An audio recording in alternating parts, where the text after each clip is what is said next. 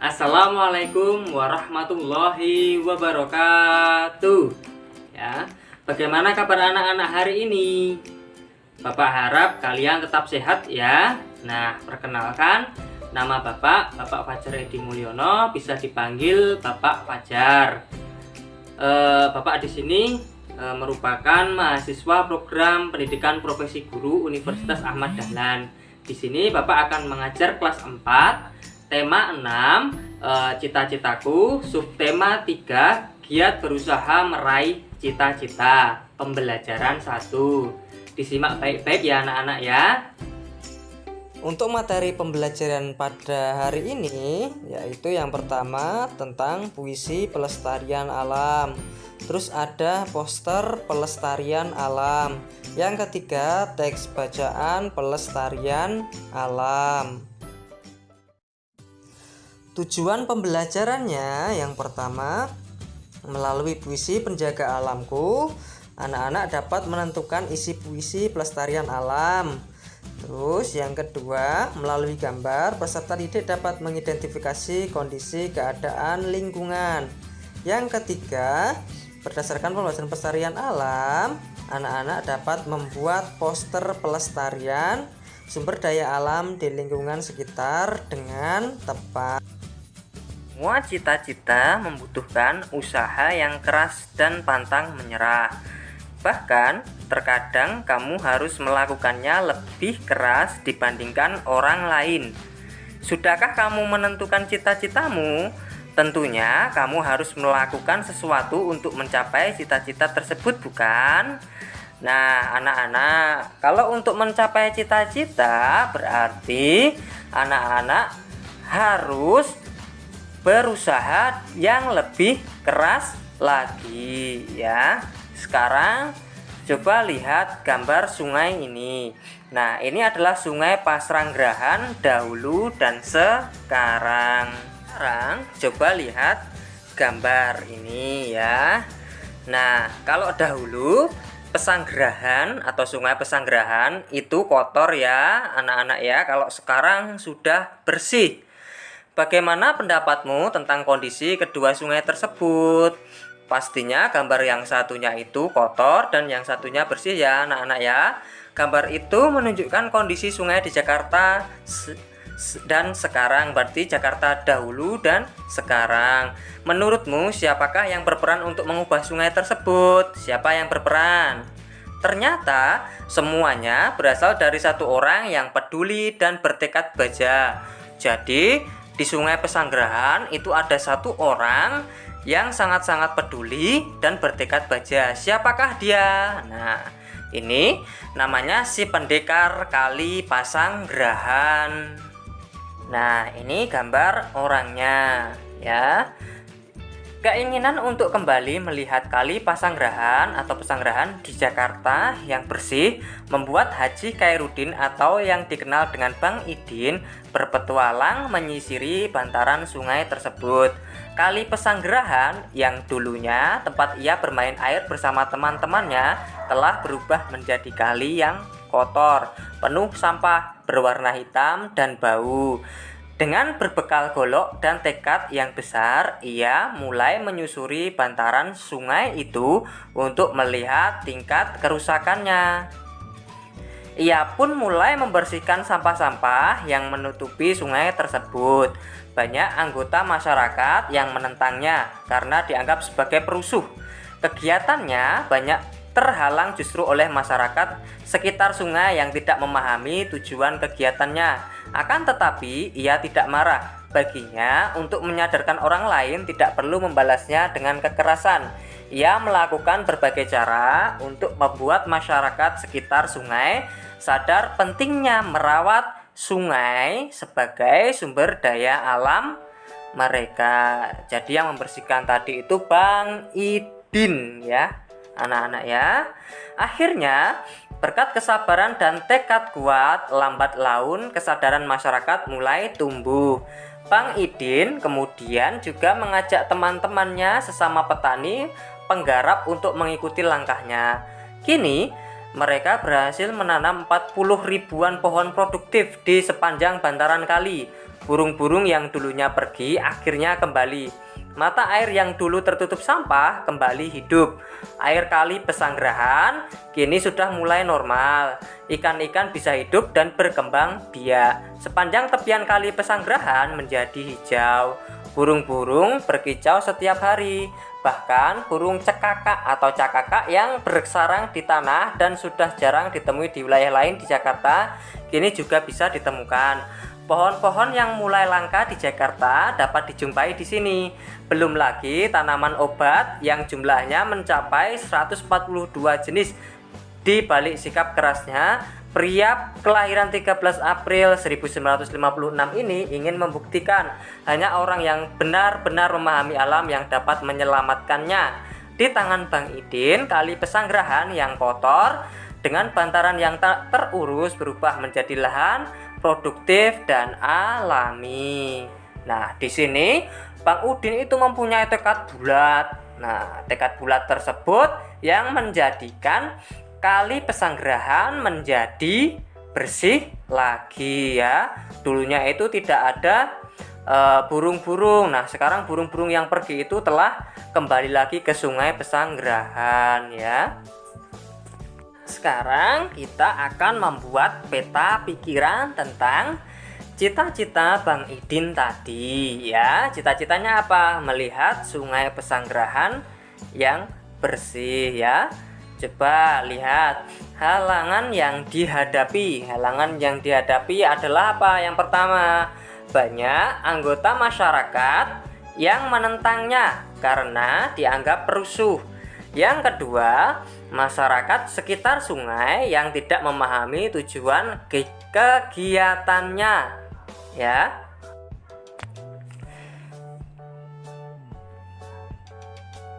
Terus sikap yang dimiliki dari Bang Idin tadi adalah yang pertama, tidak mudah marah dan anti kekerasan. Yang kedua, kerja keras. Terus ada lagi kesabaran dan tekad kuat ya. Terus usaha yang dilakukan Bang Idin apa? Yang pertama itu membersihkan sampah. Yang kedua menyadarkan masyarakat. Yang ketiga menanam pohon produktif. Nah, ini tadi merupakan peta pikiran dari bacaan cita-cita Bang Idin ya. Jadi Bang Idin itu ingin kali Pesanggerahannya menjadi bersih lagi karena kali Pesanggerahan dulu itu sangat-sangat kotor. Bahkan airnya hitam seperti di bacaan tadi loh anak-anak loh. Nah, pohonnya tidak ada. Usaha dan kerja keras Bang Idin serta kesabaran dan usaha yang konsisten bermanfaat bagi masyarakat sekitar. Cita-cita Bang Idin sungguhlah mulia. Usaha dan kerja keras telah dilakukan untuk mewujudkan mimpinya yang dapat memberikan manfaat yang besar kepada masyarakat di sekitarnya. Ada banyak orang seperti Bang Idin yang bercita-cita untuk selalu menjaga dan melestarikan alam sekitarnya. Ini ada puisi Penjaga Alamku. Ayo kita baca bersama-sama ya anak-anak ya. Penjaga alamku, karya De Caritas.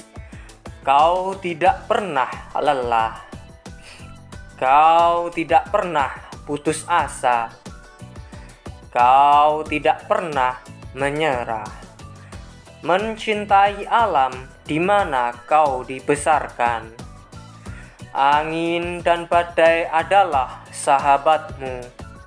Hujan dan panas adalah penolongmu. Air sungai adalah kehidupanmu. Alammu adalah ibumu. Maka engkau menjaganya. Maka engkau memeliharanya. Maka engkau merawatnya. Karena alam adalah ibumu. Nah anak-anak, ini merupakan puisi yang berjudul Penjaga Alamku, karya De Caritas.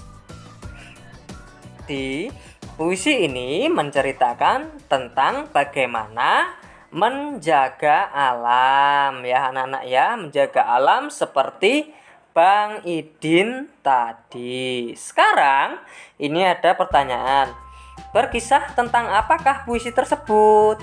Tentang apa? Tentang orang yang menjaga alam dengan tidak pernah lelah, menyerah dan putus asa walaupun angin, badai, hujan dan panas menerpanya ya. Terus yang kedua, usaha apa saja yang harus dilakukan untuk menjaga alam? Apa tadi berdasarkan puisi tadi?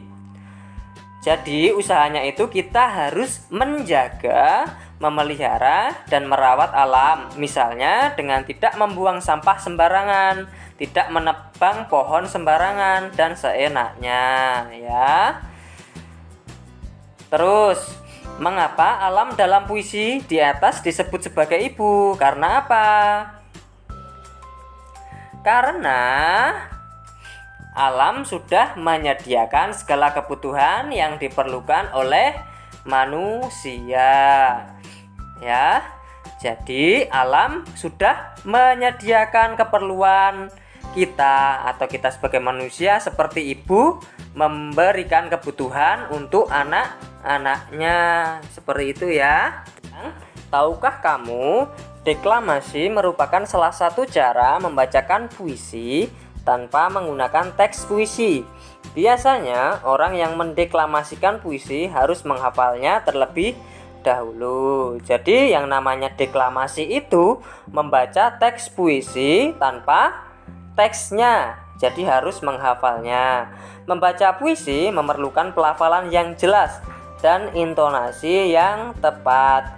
Selain itu, pemenggalan kalimat juga harus diperhatikan. Dengan demikian, puisi tersebut akan enak didengar dan mudah dipahami isinya. Contoh menentukan jeda. Kau adalah para penyelamat negeri. Nah, ini catatannya apa? Kok ada garis-garis miring ini ya? Garis miring 1.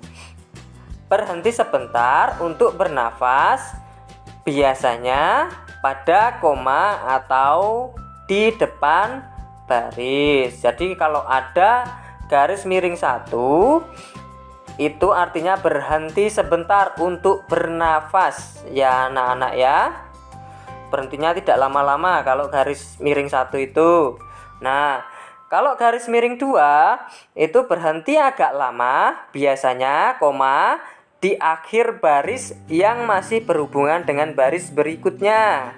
Ya. Terus yang ketiga ada 3 baris. Berhenti lama sekali, biasanya pada titik baris terakhir atau pada akhir puisi. Nah, seperti itu ya anak-anak ya.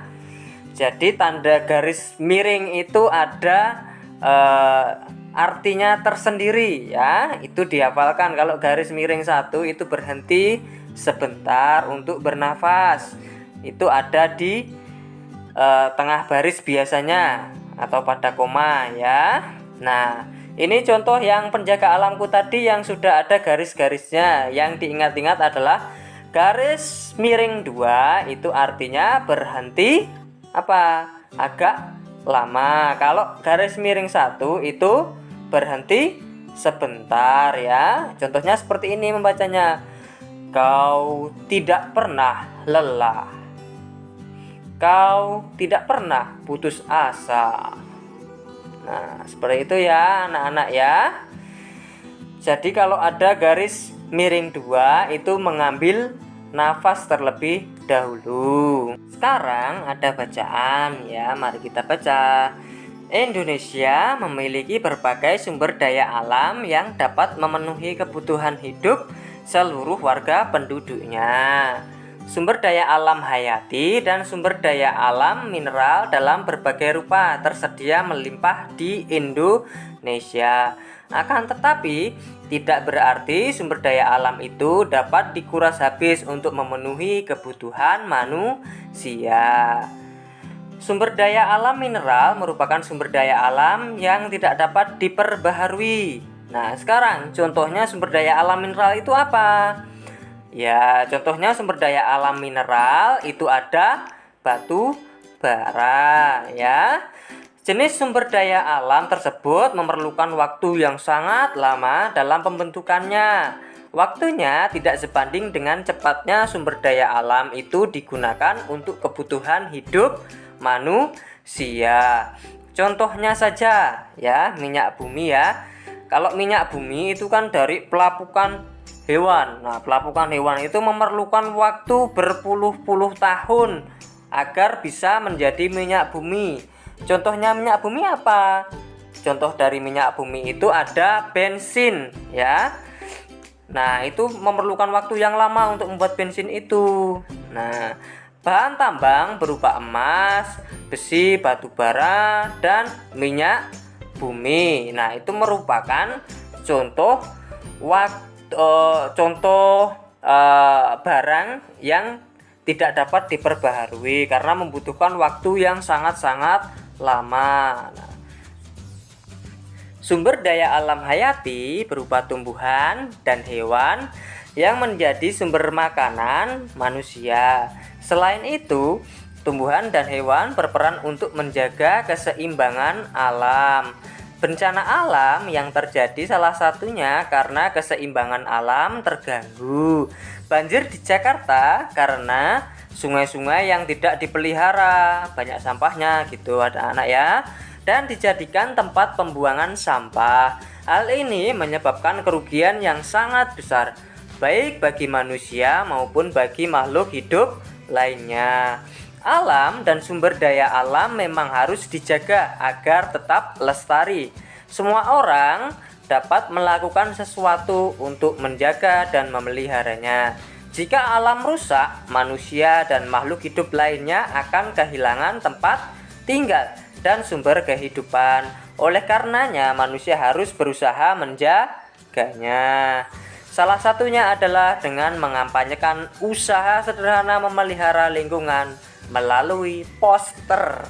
Nah, masih ingat toh? Sekarang tugas anak-anak itu membuat poster. Nanti pilih salah satu ya temanya. Pentingnya melestarikan sumber daya alam hayati tumbuhan atau melestarikan sumber daya alam hayati hewan ya.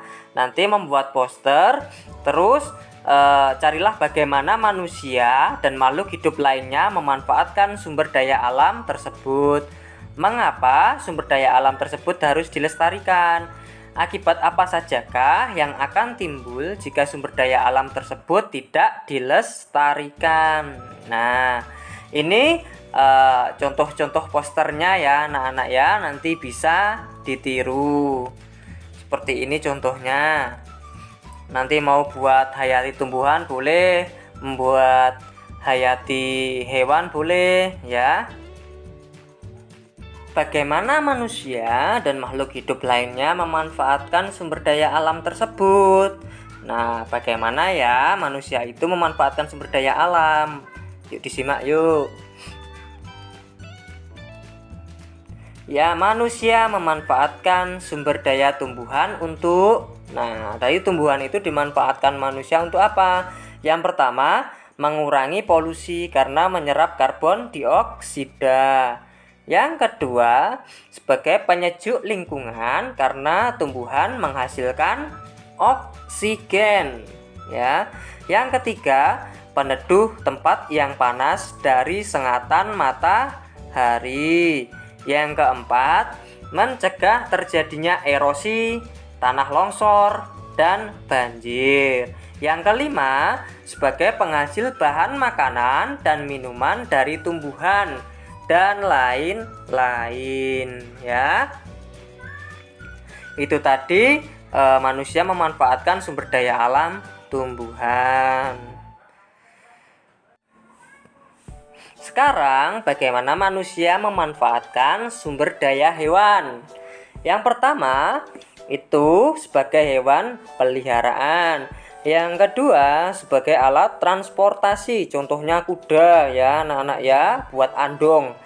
Yang ketiga sebagai bahan makanan, diambil dagingnya, diambil susunya, diambil telurnya, telur bebek, terus telur ayam kampung, telur ayam biasa. Nah, seperti itu ya. Yang keempat, meringankan pekerjaan manusia. Nah, setelah meringankan pekerjaan manusia, yang kelima adalah dapat diperjualbelikan sehingga mendapatkan uang ya. Ayam bisa dijual, sapi bisa dijual, terus kambing bisa dijual. Itu untuk mendapatkan uang untuk penghidupan manusia ya, anak-anak ya. Mengapa sumber daya alam tersebut harus dilestarikan? Karena apa? Sumber daya alam harus dilestarikan agar tetap terjaga kelestariannya, sehingga kebutuhan manusia dapat terpenuhi ya. Sekarang coba bayangkan, jika sumber daya alam tadi sudah punah atau tidak dilestarikan, gimana? Nah, akibat apa sajakah yang akan timbul jika sumber daya alam tersebut tidak dilestarikan? Akibatnya apa? Akibatnya yang pertama itu terjadi bencana alam seperti banjir dan tanah longsor. Terus yang kedua terjadi kerusakan lingkungan. Yang ketiga banyak tumbuhan yang punah dan binatang yang punah. Yang keempat persediaan sumber daya alam menipis. Yang kelima kebutuhan manusia seperti sandang, pangan, dan papan tidak terpenuhi.